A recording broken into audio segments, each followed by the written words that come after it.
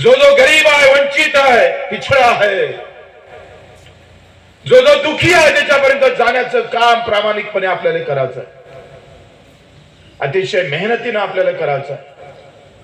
आपला नेहमीचा ब्रीद राहिला, जो हमारे साथ था उसका भी भला और जो नहीं था उसका उससे भी ज्यादा भला. शिवाय दूसरा धर्म महत्वाचा नहीं. चाहे मुस्लिम रहे, हिंदू रहे, बौद्ध रहे, ईसाई रहे और कुछ रहे, मानवता से उठकर कोई और धर्म बड़ा नहीं होता. ज्ञानेश्वरानं सांगितलं विश्वाचं कल्याण हो.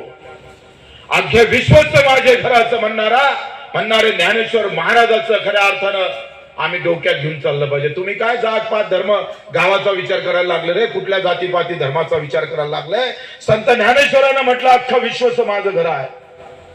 अख्ख्या विश्वाला, जगातल्या प्रत्येक माणसाला आम्ही पाहतोय आपलं म्हणणारा संत या महाराष्ट्राच्या भूमीत जन्माला आलाय. हे राज्य रयतेच आहे असा म्हणणारा छत्रपती शिवराय याच मातीनं दिलेला आहे महाराष्ट्राला. आम्ही पहले पण भारतीय हो, नंतर पण भारतीय हो. मेरी जात पूछने की जरूरत मत करना, मैं पहले भी भारतीय हो और आखिर भी भारतीय हो असा म्हणणारा बाबासाहेब आंबेडकरांचं हा देश लक्षात घ्या. त्या विचारांना आम्हाला समोर जावं लागेल.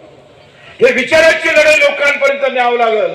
महात्मा फुलेंनी आम्ही पाहतोय, त्यांच्या सावित्रीबाई फुलेनं आम्ही पाहतोय प्लेग होईपर्यंत सामान्य माणसाचं काम केलं. स्वतःचा मुलगा मेला तरी आम्ही पाहतोय प्लेग असणाऱ्या लोकांना जगवण्याचं काम ज्या सावित्रीबाईंनी आणि महात्मा फुलेनं केलं, त्या विचारांना आम्हाला समोर जावं लागलं.